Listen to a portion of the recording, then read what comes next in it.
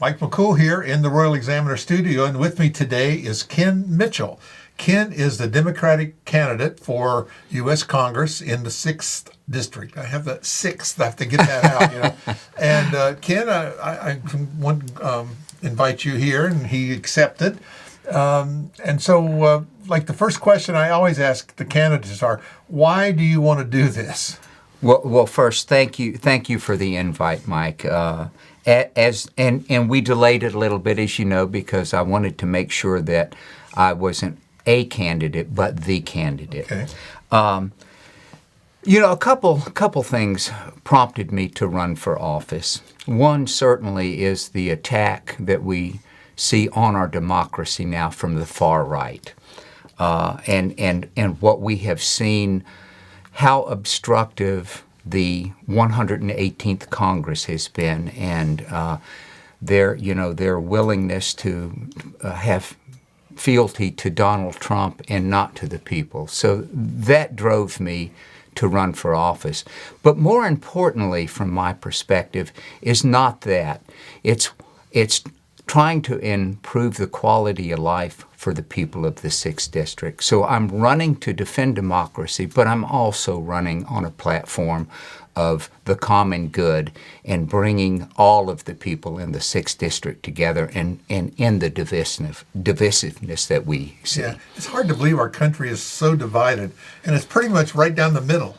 Right. And I think we talked, and I think we talked before we started about governing from the middle. Right. And if you can't work together, it's like a family. If you can't work together, it doesn't work very well. Exactly. And as I've traveled throughout the district, people are hungry to see civility, and they are hungry to see, their elected leaders working on problem solving, not creating problems. So, I take a stance of supporting the common good. I firmly believe that there is a common goal that we have. We stand on common ground with some common sense for the common good. And I find that from the middle, that's what people are looking for. We're not looking for the divisive right. We're not necessarily all the way over to the progressive liberal side of the party, but from the middle. That's where our civility, that's where our rule of law, and that's where our democracy thrive. Well, give us a little background on where you're from and what you've been doing for the last couple years. Okay. I was born and raised in a military family. I was born in Kentucky, raised there. I come from a lineage. My great-grandfather was a coal miner in West Virginia. So I was raised in Kentucky, and an interesting tidbit I will share with the listeners, if you will. At 18, I enlisted in the military to serve my country, and that was on 4 April 1974, 50 years to the very day that I was nominated as the nominee for the Democratic Party. 50 years to the day, I stepped forward again to serve my country, but in a different role. For 24 years, I served our nation in the cloth of a military. Now I step forward seeking the office of U.S. House of Representative for the 6th District. A little bit older, but much wiser. Yeah, well, it's amazing how that wisdom comes with age. Right. So you live in the Harrisonburg area? Yes, sir. Michelle and I own a small farm down there that we're restoring, and trying to get some old glyphosate Roundup cornfields, getting them back to good, healthy. Mm-hmm. We've been doing just hay and oats and things of that nature to try to clean the soil up. But yeah, you were down there. So I've experienced firsthand a lot of the challenges that the farmers in our district have, with droughts and climate change impact and the high cost of fertilizers and feed and things of that nature. So I'm very attuned to what that means. And when you look at the 6th Congressional District, this district alone comprises a third of the agricultural economy of the state. And that's an $82 billion annual entity there. So, the 6th District, very strong in agriculture. So I will come at this from a perspective, and somebody asked me, what committee will you ask for? And I will be asking to serve on the Agricultural Committee. Yeah, it's amazing. Of course, the technology is coming, and especially in the agricultural industry. Right. It's all computerized stuff now. Right, right. Well, and that brings up a point. As part of when I retired from the military, I went to work in the commercial telecom sector up in Northern Virginia.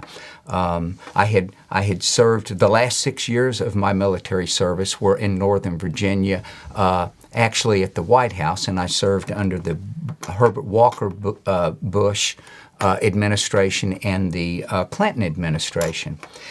And with my telecom background, I retired and went to work in the commercial telecom sector during the dot-com boom, building out broadband services in major metropolitan areas.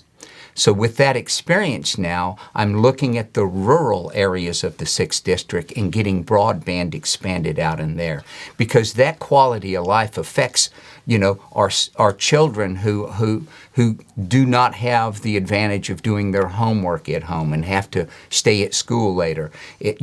Any small business startup that wants to happen in the rural area, if they don't have internet, they're behind the curve, if you will. And even precision farming for our farmers. So broadband expansion, is like our roadways were, 100 years ago. Right. So I'll be leaning very heavily into that. Yeah, that's something that I've been trying for years to get that.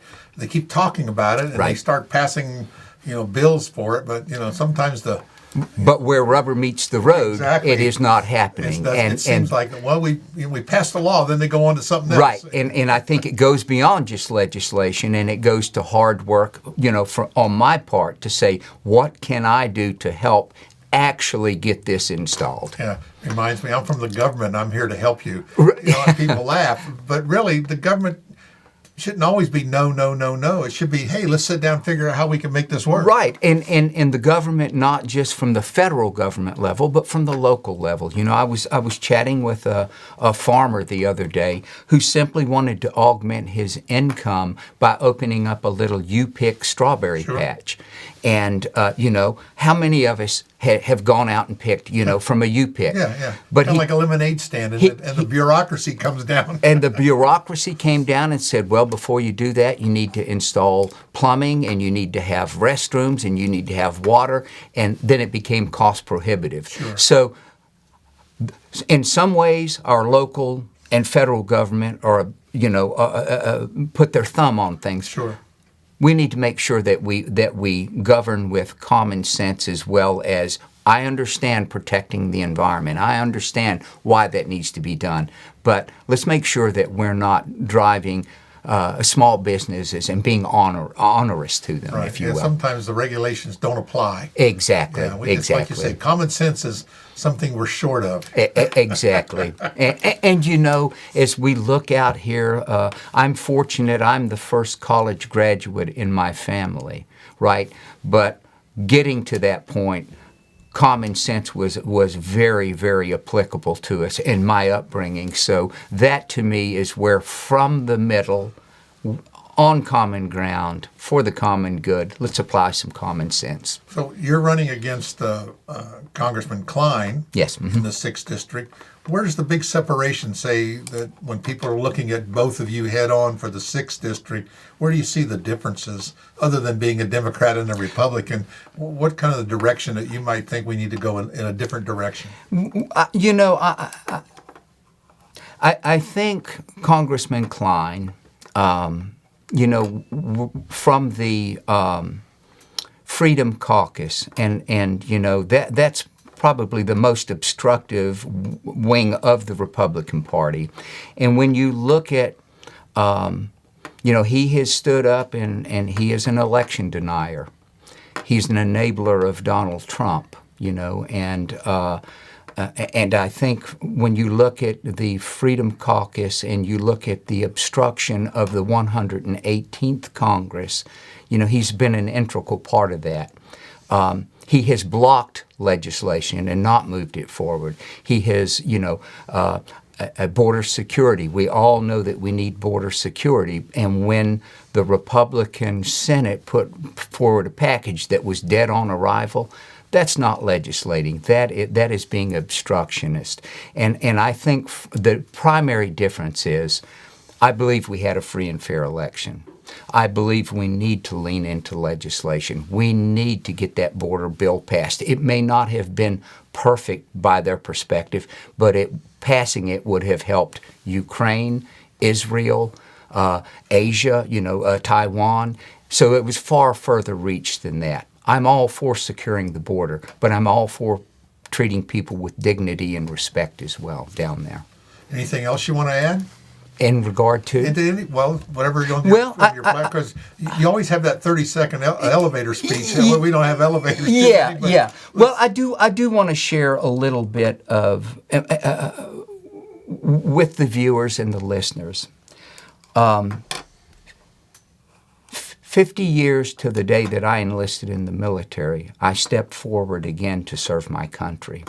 For 24 years, I wore the uniform of this nation. And I served beside men and women, black, white, Hispanic, Native American, Asian American, Christian, Muslim, Jewish, and it was the broad fabric of this nation, our immigrants, that helped form me as a young officer to be who I am today. And I think that inclusion and recognizing that diversity and recognizing that equality is a huge part of the fabric of our nation. And I want to go forward, having served the nation in capacity of U.S. military. I want to go forward now and take 24 years of military experience, 24 years of business experience, and 68 years of life experience and represent all the people of the district, not some of them, all of them, and treat them all with dignity and respect. I'm running a campaign with leadership from the middle for all the people. And that's just kind of the message that I want to get out. Well, Ken, I appreciate you coming in and sharing your views with us. The election is November. That'll be here before you know it. Yes, sir. And I'm sure as you started this thing out at the beginning of the year, you're thinking, well, this primary, when's it ever going to get here? And now it's here and gone, and now November's staring you in the face. Right. It's truly like turning the chapter. Here's a brand new chapter that you've got to do. And how many chapters do we have between now and November? And the 6th district is a long district. So I have been up and down the district, and I can very well vouch for it. It is a haul between Frederick and Winchester down to Roanoke and Salem. Well, we appreciate you again coming in. Hopefully, we'll see you again before November. I would look forward. Come back in a month or two and kind of fill us in on what's happening. And after you get out there and you're talking to more people, right. See how things are going for you. I would look very much forward to re-engaging in this discussion as we get a little bit further down. We can expand it a little bit and get into some more detail. Absolutely. Everybody would say, well, you didn't ask this question. You didn't ask that. This is kind of an introductory question. Exactly. And from that initial introduction and a handshake, it sets up a dialogue that we can carry throughout the campaign. And when I go to Congress, even dialogues that we can have after that. Well, I can tell you're a positive thinker.